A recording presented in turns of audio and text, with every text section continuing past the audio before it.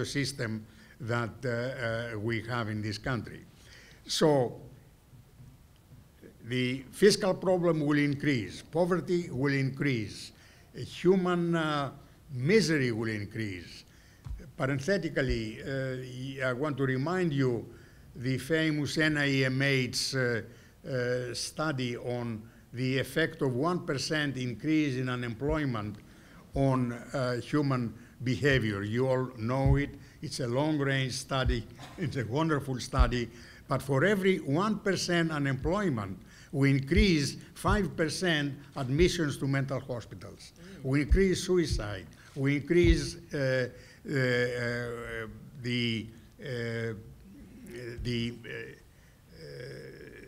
crime element.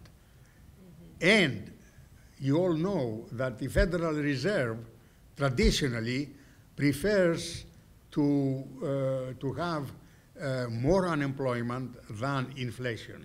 Inflation hits or might hit the higher income groups much harder than unemployment, they figure, that hits more the poor. So if our Federal Reserve policy is to increase, as a matter of public policy, unemployment, you consider the 1% increase, what kind of money we have to pay, both in human misery and also for treating people that have been suffering not because of any fault of their own. Okay, I started by saying that what do? The present commitment. We have to provide the leadership because the poor don't have the kind of thing that the 1% has, namely a legion of lobbyists or power to make their case in Washington at all. So we need to provide the leadership for a change in the way we talk about poverty, we think about poverty, and social exclusion.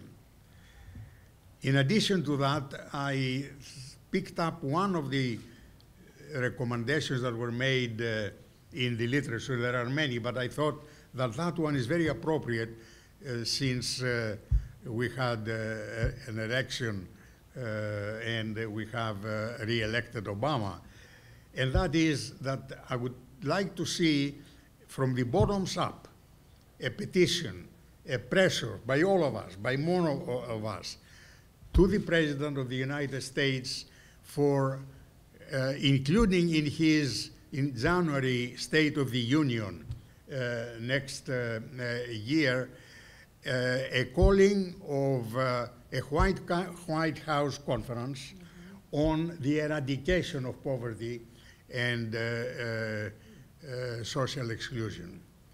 We need high priority in order to be able to help the poor, not the priority that we have now.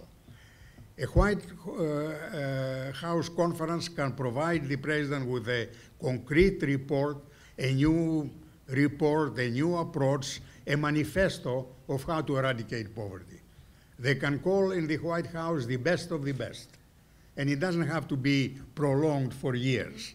It can be done because we have these resources, we have the knowledge, we have the experience to eradicate poverty and social exclusion if we really may follow a different strategy and a different approach that I recommend we do. But the bottom-down approach is not enough. Parallel to that, we need to have a bottom-up approach. We can have town hall meetings, conferences, local government, state government, exactly doing the same thing. How are we going to implement a manifesto of eradicating poverty and social inclusion? And unless we involve our own neighborhoods, our own organizations, we're not very likely to be more successful. We ought to mobilize not only individuals, family, and groups, but neighborhoods and states and the national government. We need to mobilize all organizations.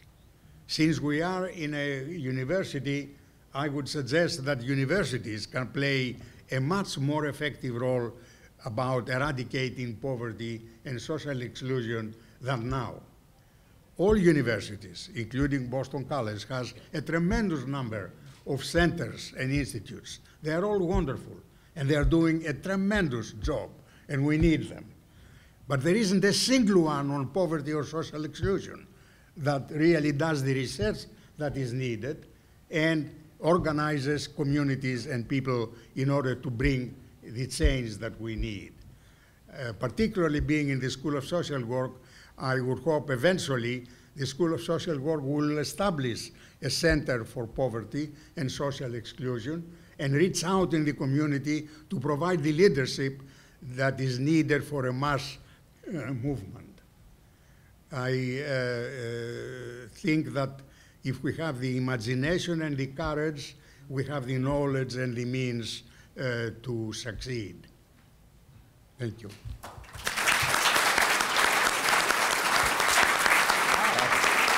Fabulous. That was good.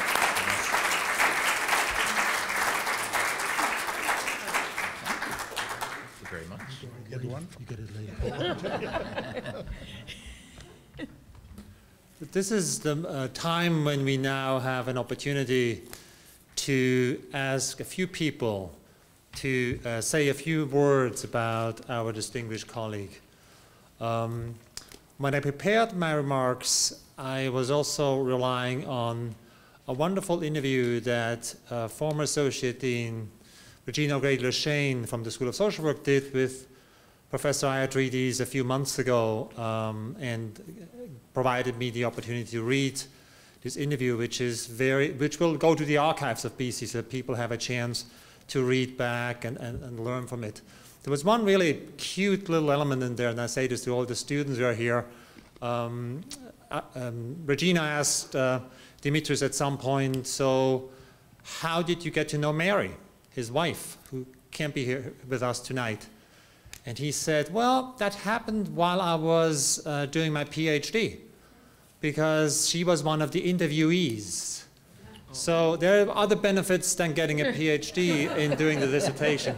I find it's just a wonderful story. How long have you been married? I'd like to ask first Vice Provost for Faculty Pat DeLu to say a few words. Thank you, Alberta. I am very pleased to be able to say congratulations and thanks to our colleague Dimitris Ioannidis. Since coming to Boston College in 1966 to be professor in the School of Social Work and director of the Institute of Human Sciences, Dimitri has been an extraordinary university citizen. I have known him in his roles as chair of the Faculty Grievance Committee and of the Faculty Compensation Committee. Dimitri's standing among his faculty colleagues, all 800 of them, is demonstrated by the fact that he was elected time and time again by faculty across the university to these important committees, and that year after year, he was chosen by the faculty members on those committees to serve as their chair. As chair of the Grievance Committee, Dimitrios became a kind of faculty ombudsman. There were many instances that I knew about, and I suspect many that I do not, where a potential grievance never became a real grievance case because Dimitrios advised and negotiated an agreement between a faculty member and administrator before the case became a case.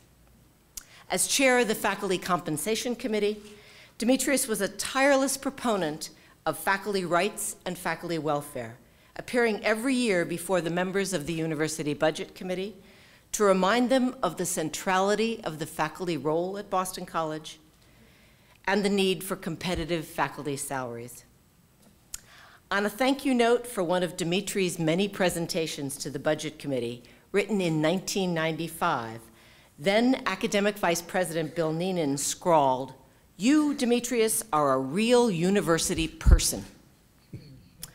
When Dimitri stepped down from the directorship of the Institute of Human Sciences in the early 1970s, another academic vice president, Charlie Donovan, thanked him for his service and the colorful style he brought to the position. I think we can agree that service with style has been the hallmark of the work of Dimitrios Iatridis at Boston College. We will not find his like again.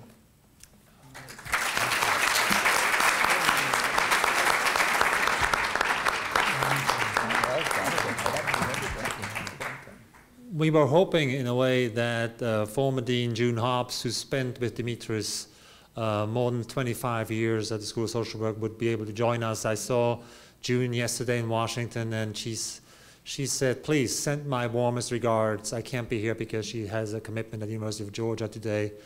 But, you know, she really was a huge admirer of your work and your contributions. We wanted to have someone from the school speak to his work, someone who enjoyed Dimitrios as a student, as a colleague, and so we asked a Associate Professor for Practice, Paul Klein, to come and say a few words.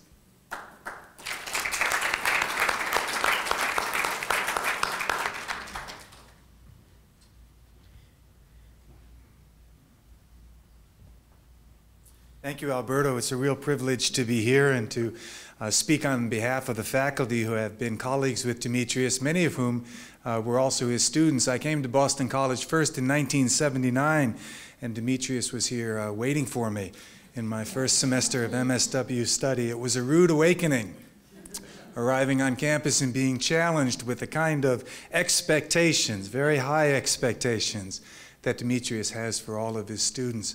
I left in 1981 and came back in 1985 for my first class as a PhD student, and Dimitrios was waiting for me. And I was shocked to learn that his expectations had gotten even higher and his demands were even greater. Somehow, I think both Tom Walsh and I managed to survive a semester with Dimitrios. And I say survived again because it was a high mountain to climb, reaching his expectations. Reaching those heights, though, has produced enormous benefits for all of us who have been privileged to be his students.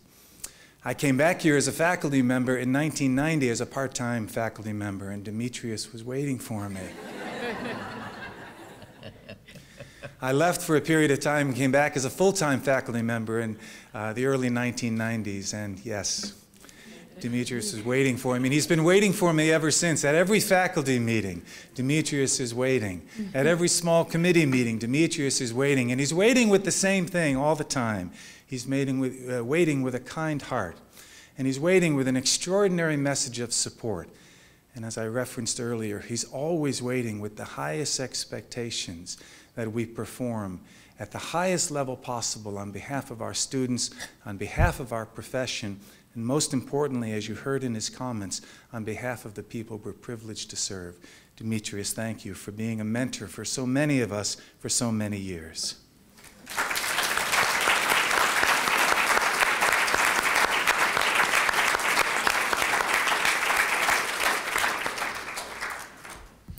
I'm not 100% sure that Dimitrios was waiting for me. When I applied for this position, I still vividly recall I was interviewed while I was in Barcelona in Spain, and the search committee interviewed me from Boston. And the chair of the search committee at the time, Mick Smyer, said, and then there's Dimitrios Iatridis on the phone from Greece. I guess he was in Greece or somewhere in a beautiful place. And all the tough questions came from that guy who was connected by another. And at some point, Mick said, you two guys, you two Europeans, just shut up. We move on from here. And I remember when I then had the privilege to serve as dean in 2001, one of the first meetings with Dimitrios, he had the same expectations, Paul, and I don't think I ever fulfilled these expectations. But, you know, we survived. I think I'm his fourth dean. He looks at us, you know, come and go, I stay. And so, you know, there's something in me that I think, I made it. I made it, you know, not maybe there, but somehow I made it. So I want to give you now, Dimitrios, the floor to say a few words to all your admirers, your family, just that you have a chance to say before I can give you my gift.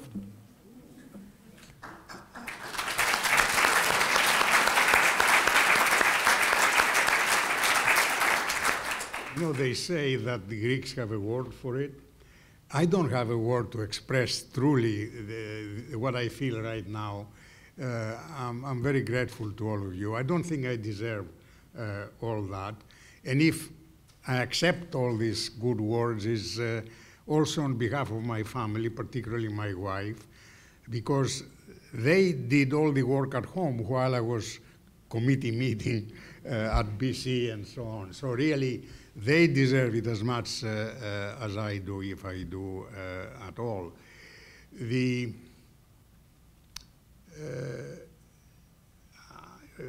Alberto knows that I was very skeptical for a celebration that is very focused on me as opposed to poverty or as opposed to some other issue, professional issue. I admit that, and the dean was telling me, no, you're not right, it should be this way. Well, if you believe that deans are right, you are right. He was right. It's very gratifying, it's very pleasurable, and so much so that I'm sorry there will be no another retirement to experience this thing again.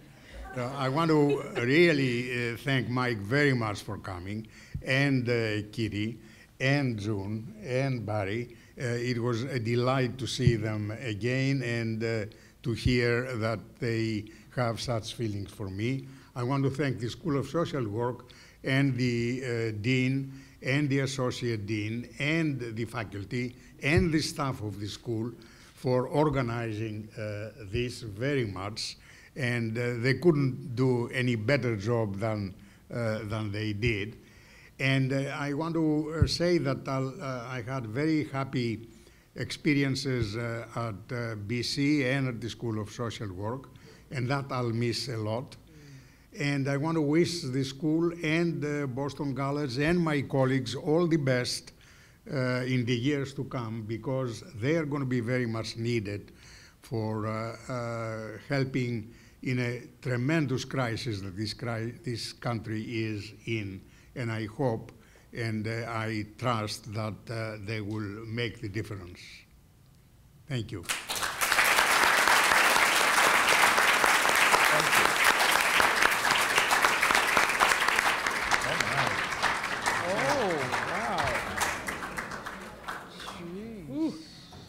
That's nice.